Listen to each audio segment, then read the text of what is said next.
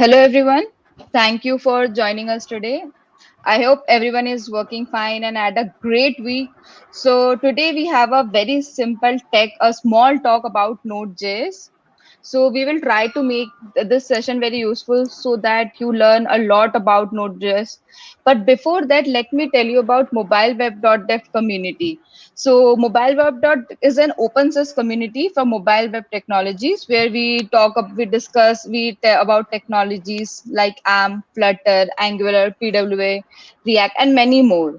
So like this, we have a thought of a very small session today, just for half an hour, and we have a expert with us, Aayush Arora, who is a GD of Web, Angular, Cloud, and he's even the founder of FilterPixel.com. I think Ayush, you should go ahead and just introduce yourself to everyone. Hey everyone. So I've been doing a lot in web development for past 5 to 6 years. I've done a boot camp where I was teaching students in the college days Node.js as a specific course. That gives me an edge to talk about not only think about my perspective being a Node.js developer, but also think from the student's perspective or developer's perspective. To come out with different kind of problems while deciding the technology and also from the beginner's perspective to understand what's important to use when. I started working with web development 5 years back when I was in college. From there, the momentum is still going on. I still do a lot of web development apart from whatever I do at Filter Pixel. But web development is a core where I do a lot of work today itself. Yeah, so that's pretty much it. Great. So I think we should directly start the session and the question we already got. So let's start with the first question. So what exactly is Node.js? So I think this question is uh, important because people think that Node.js is just like any other language in the backend, and some people even don't know, what exactly it is. So Node.js is actually a runtime environment. It is specifically, if I talk about in short term, it's an event-driven programming environment where you can initiate events and talk to your client and talk to the backend, so you can run your own server within it. But at the end of the day, you need to write things from scratch if you are using Node.js, because it's just an environment. So uh, I would say don't call it as a server. So people say, oh, I have run a PHP server, I have run a Python server, and right now I'm using Node.js server. So the word Node.js is just a custom runtime environment, which is similar to your browser environment. So you run JavaScript in the browser as well, right? And if you see that console inside the JavaScript terminal in the browser, and if you take out that from the browser itself and try to run the same kind of JavaScript inside your system environment rather than browser environment, that becomes Node.js. So in simple one line, if I have to give one liner, then it's a way to run JavaScript outside the browser.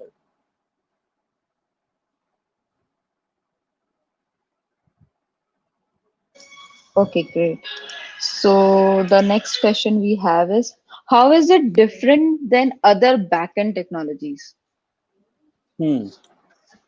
So we talk about a lot of backend technologies, and obviously we need to take a lot of decisions as a developer, like what should we learn, where should we go. When it comes to Node.js, I would say Node.js is uh, pretty much a kind of environment where you can do real-time communication. So it's very different from other paradigms. Actually, it's an event-driven, as I told, it's an event-driven paradigm, which means it's very great. It's very good to design applications where you use real-time communications like messaging services, any chat messaging. So whenever you are trying to communicate between the client and the server in real time, where you don't want to go with client server communication only, but you always uh, you're always looking for who can initiate the request. Can the client initiate the request? Can the server initiate the request? So in other frameworks, what I see is generally that the server is always communicating, right? The client raises the request, the server is giving back. The client raises again, the server is giving back. In Node, because it's a kind of event-driven paradigm, now you have both client and server who can initiate the request and who can talk to each other. So it gives more opportunity on the leverage of other backend technologies, though there are issues, and we will discuss this in the next questions. But uh, as a whole, if you're looking for something which is JavaScript based, but at the same time can work like a server and can create a whole web application for you, I would say you should definitely explore Node.js. Okay, that's great. So we have the third question. It's what is the various application of Node.js?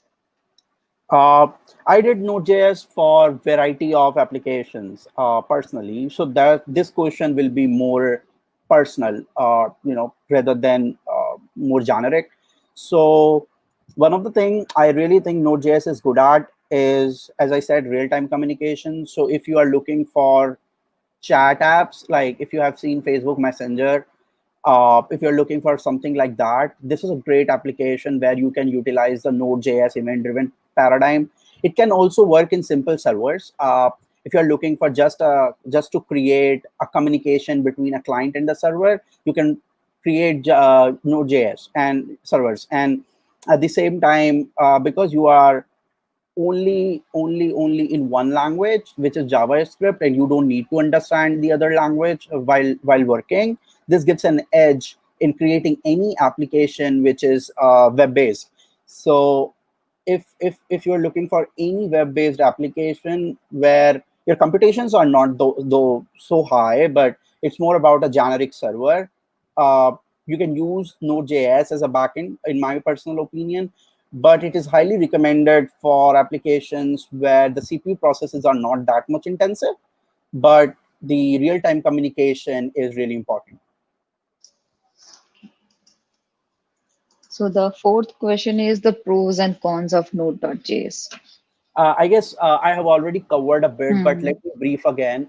So for the pros, I would say, uh, okay, so real-time communication is one of the major advantage. At the same time, the cons are CPU-intensive processes. So if you're looking for doing some mathematical operations, if you are looking to perform machine learning stuff, and even not machine learning, I would say any CPU-intensive process that is blocking the thread, uh, for a longer period of time, uh, it is not recommended to use this as an option over another backend languages.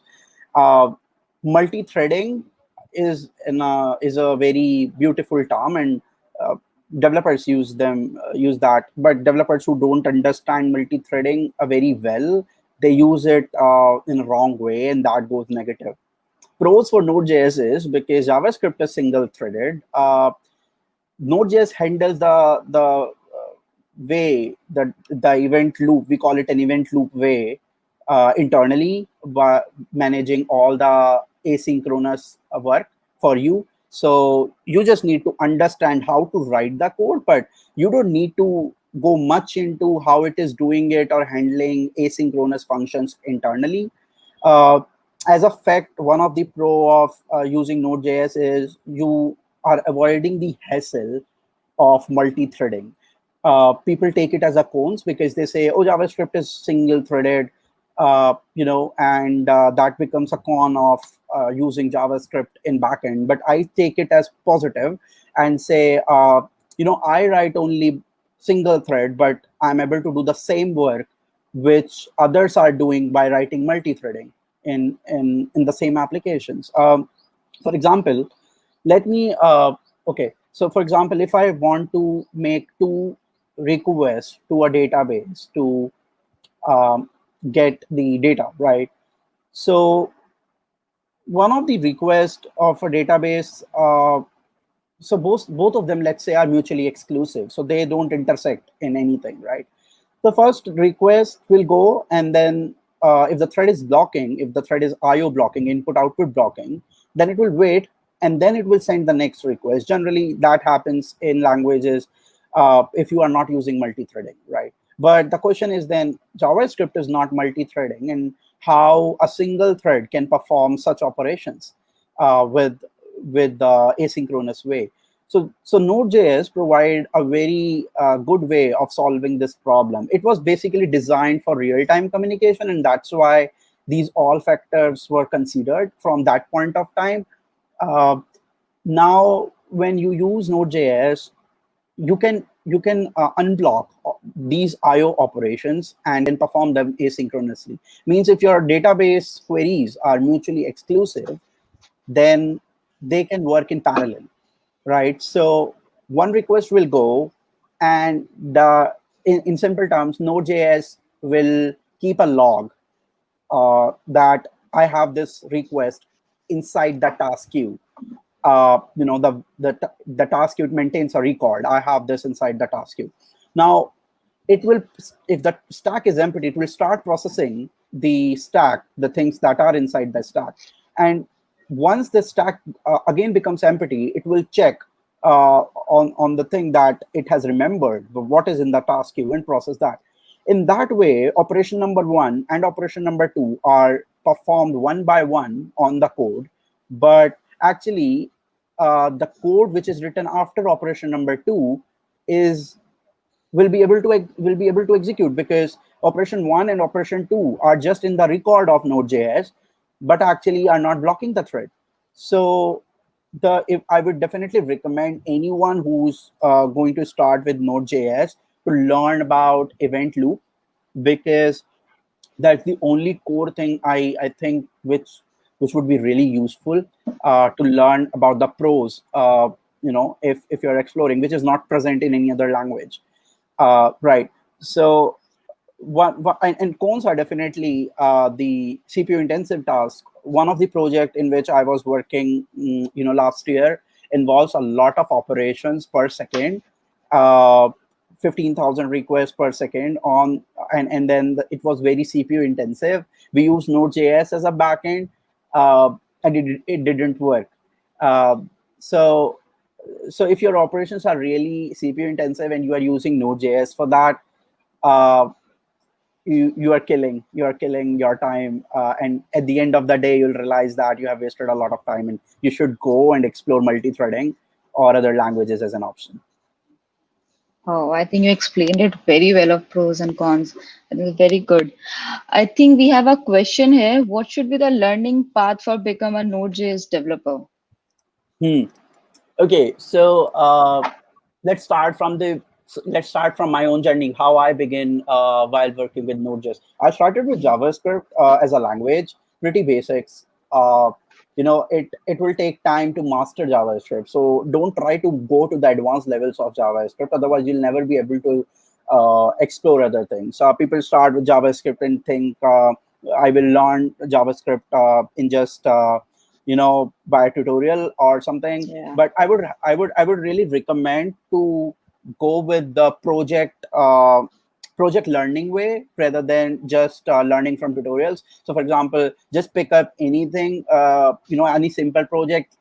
First project is always writing a hello world, but just pick up a project like to-do list, create a to-do list in JavaScript first, explore how you can make that to-do list better, go more deep into JavaScript with the book, which is open source, which is You Don't Know JS. So You Don't Know JS is also divided into 5 parts. You don't need to understand all 5, but probably just get an overview of what is it all about. Um, I think the first part is to start yourself, get that motivation inside you that you are going to learn JavaScript. Set a smart goal that after a month, I would be done with the basics at least very well. When you are done with the basics and when you have brushed up the basics, then comes the intermediate step where you should see how JavaScript interacts with various environments. So it's not only about JavaScript running inside the browser, but also there is another word of JavaScript where you actually make a whole web application out of it, where there are things where you can call a service, get the data, present it in a beautiful way. So that is all just like making request and accessing, you know, the data coming from the request from the APIs. But it all actually brings to the same path which I followed, which is starting from JavaScript basics, trying some front end. I would not say writing some good CSS. I'd just like trying some front end stuff, and then go and see if Node.js really interests you. So because you are already good with JavaScript, so then it would not be much challenging to learn 5 more extra things to get done with backend, right? So then you learn specifically Node.js. So for Node.js, there are plenty of tutorials, online, but I would definitely recommend to follow only one rather than going for 5. If you are not a video enthusiast, if you are not the one who actually love seeing videos, then probably documentation or books are the best way to go. For that, go to GitHub, explore what people have written about Node.js. You'll definitely find great articles on Free Code Camp, and you'll also find a lot of tutorials in terms of documentation, step 1, step 2, step 3. I still remember a lot of repositories I came through when I was trying to learn Node.js for the first time, that starts from your terminal, and that is like step 1 is this, and then you complete it, and then it gives step 2, which is a task to do, and then step 3, and everything has a solution. Everything is free and open source on GitHub, so you just need to explore, I guess. I think it's a great guidance. I have already started preparing my checklist for Node.js. What should I do? Okay, Yeah. so we have another question. Being a front-end developer, React.js, is it wise to move towards backend? Hmm. Okay, so that goes into the aspect of career guidance, and I would say if you are really loving React, and if you're a fan of React, also that means you are a fan of front end development as a whole, and your dilemma is whether you should start exploring Node. Uh, I would say the front end itself is very wide. You should think like 2 years beyond, 3 years beyond, like where you are trying to position yourself in terms of job. What's your end goal? If your end goal is to seek a job, and then you need to go into that, what domain you are actually looking for a job. Is it front end job? Is it back end job? Is it full stack job? For full stack job, it is definitely recommended to explore Node.js. But if your interest lies in front end only, not in back end, you don't like that database request, operating system headaches, managing different kind of services, creating APIs, then front end itself has a long learning cycle.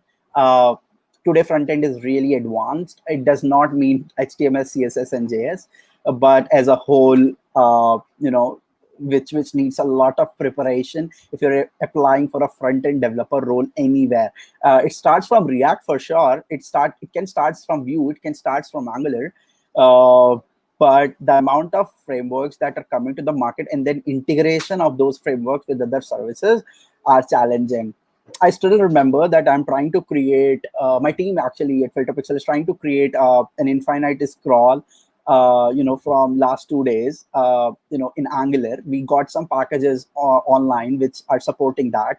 But at the same time, they're not so well that we are proud of. So we finally decided to write our own package of infinite scroll in Angular, which will help the community, but at the same time will help us in creating what we want to create. So if we were not having great Angular developers who actually understand Angular or React or the technology from the front end perspective, who just understand HTML, CSS, and JS, this is not possible.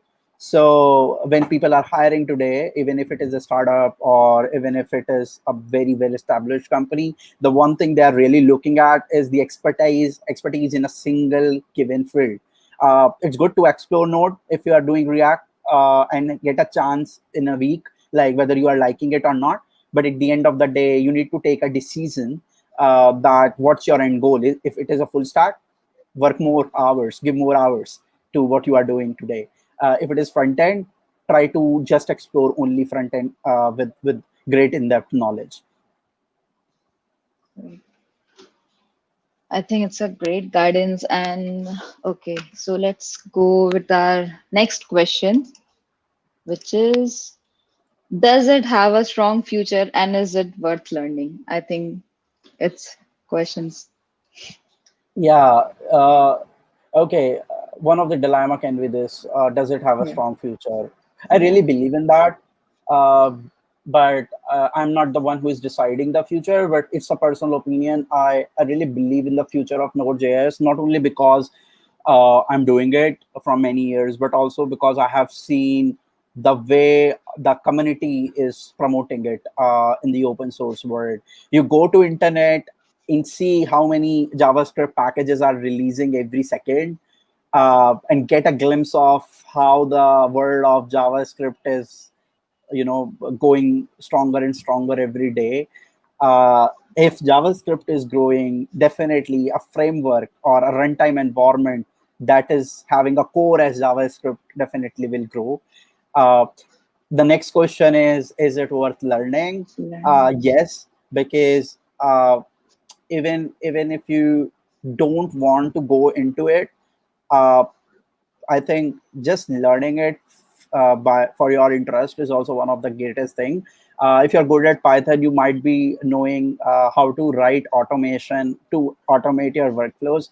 I have automated, a lot of workflows in my system using Node.js. So, I so basically what you can do is it's not only about getting a job, but it's also about making your life productive. And we should also understand that what are the repeated tasks that you do daily, and can you write a piece of code? At the end of the day, you are a developer, right? So Yeah, why to live the life like normal people? So write code, check, make a checklist. What are the repeated patterns? And Node.js is best at automating tasks. A lot of libraries are there where you can actually take the library and just put it inside the runtime environment and automate a single task. So um, it's really worth learning. And definitely, if you are looking a career in web development, this is something you should explore first before going to any other language for backend. yeah. I think this many of them have this question. I think you just gave a very good answer. I think everyone should try, just a try, should give a try to Node.js. So we have this question, prerequisites for Node.js.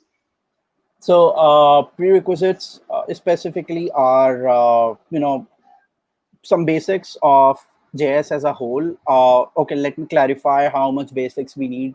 I would say start with anything where you can create a to-do list application. That's the one. So if you are good with creating to-do list and you understand how to create functions, how to work XYZ, then the next thing you really need to understand is uh, you know JavaScript this, which nobody understands. So that this keyword in JavaScript is tricky.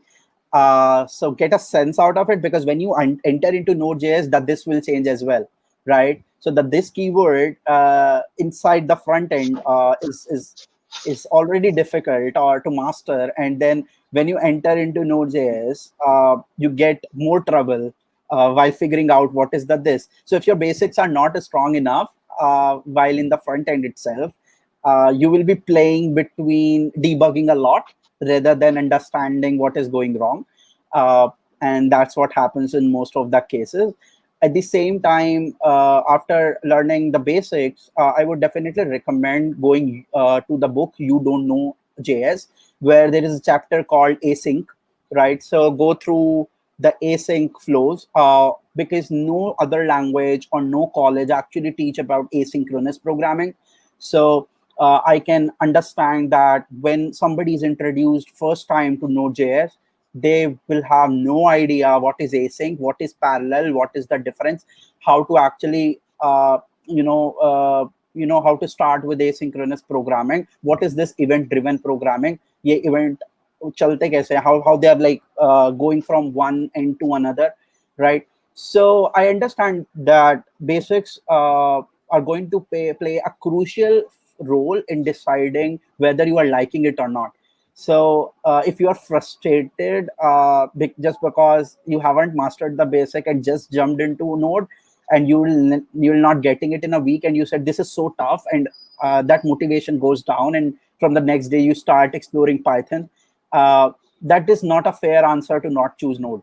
I think the fair answer is to master JS to a certain level where you have done 2 to 3 projects in JavaScript and then jumped into the Node environment, right?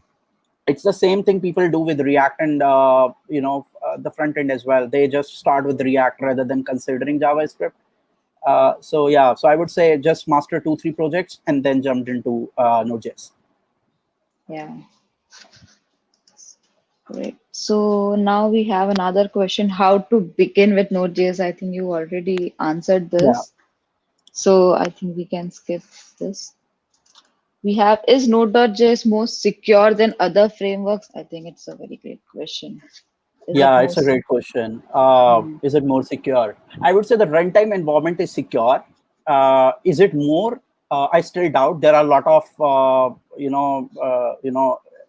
there are a lot of things going on in the world where people say Java is the most secure language. The runtime that Java provides is the most secure runtime. But I would say in web development, it's pretty much okay to start with Node in the runtime environment. What we will need to take precaution about is what packages we are using inside Node. So, Node is just a runtime environment, but there is an ocean around it where you pick any fish and put it inside Node. And if that fish is bad, then it just take out all the security and it makes the entire C of the node as bad.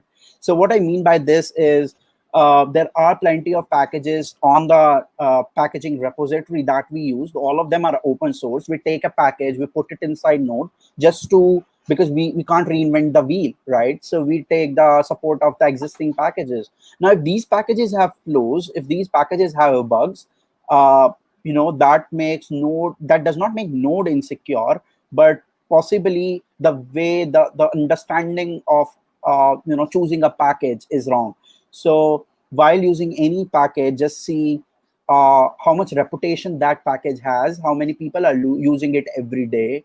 Is it uh, are you going to trust that package? Don't start with any random package if you are using your application in production, because it can really hamper the security. Also, Node actually take precautions about checking the packages as well, but it's our duty and responsibility that we should take what we are taking into the application. And it is not it's not contradictory to the fact that other languages are not doing it. So like Python also has a package ecosystem. Every language has a package ecosystem. Any language can have bugs. The only thing is Node packages and are so easy to create, and people create it so often, and every second a lot of packages are published. So it's us who are going to decide which is the good or which is the best package to work inside the production. We have a lot of options, so you need to decide on the basis of security if you're concerned about why you need that package and what is the reputation of that package. Otherwise, the runtime as a whole is secure enough. Oh, I think you explained it so easily and so great. I think it's very helpful for everyone. So we have this last question here. Why doesn't anyone recommend JavaScript slash Node.js as a language for machine learning or data analysis? I started it as taking it as a challenge that I will do machine learning in JavaScript. I did that. I have written a couple of blogs using machine learning with JavaScript in the browser after the introduction of TensorFlow.js. But Node.js, I would say it is, again, it's not about machine learning. It's more about this language. I don't think is meant for what people are trying to use it for. Machine learning is not for Node.js for now. There is a lot of support, and I will not contradict the opinions of people who say Node.js with machine learning, and they give talks about that, and they go viral, and it really works. But the essence of using machine learning actually involves a lot of mathematical computations and CPU intensive work inside it. When you are talking about machine learning, you're definitely looking for those maths inside, whether it's a black box for you, but at the end of the day, certain maths is going on in the Node.js environment. As I said, it's not a great thing to use for if the tasks are CPU intensive. Machine learning tasks are really CPU intensive. I would not recommend going into machine learning with Node.js. I would definitely go for Python. In today's scenario, I don't know where the world will go after a year, after 2 years, after 3 years. People are coming out with a lot of advancements, but Python is really suitable for data analytics and machine learning. Uh, I would I would use probably this for fun. For now, I would create a project.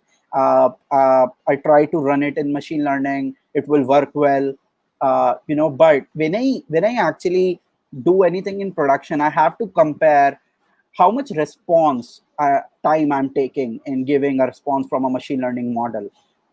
And if I am creating something in Node.js and I'm using the same machine learning model, and the person sitting besides me is using Python and using the same machine learning model, and I am getting the response like say 5 times after 5 times, like 5x at the 5x speed in Python rather than Node, then he will be hired and I will be not.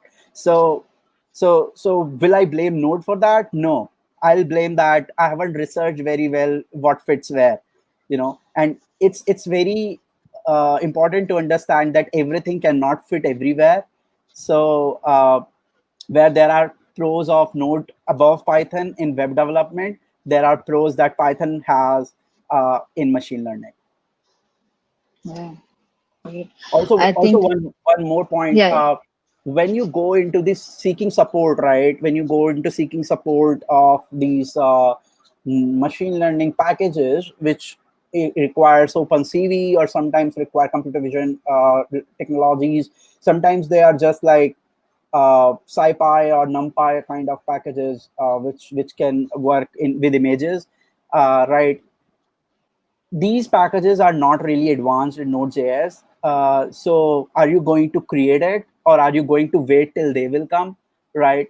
So that is a question to all the open source communities, to all the people who want to use machine learning today in Node.js, but don't have enough support with them.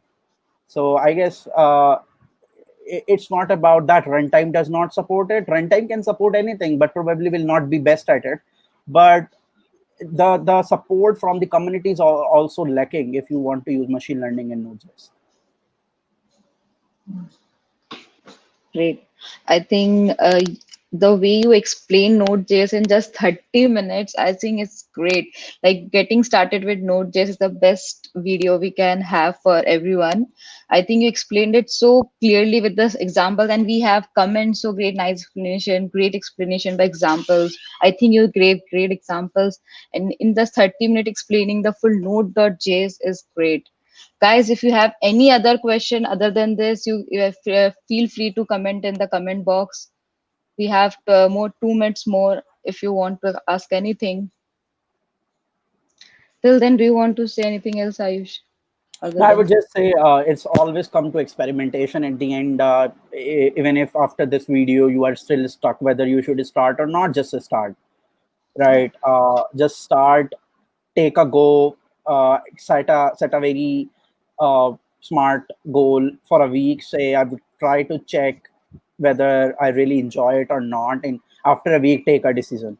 Right? Try another technology until and unless you are convinced enough. At the end of the day, you will be able to write a blog post where you have tried 5 different technologies in 5 weeks and have a comparison where what works, and which is a great study for your entire life to start with anything.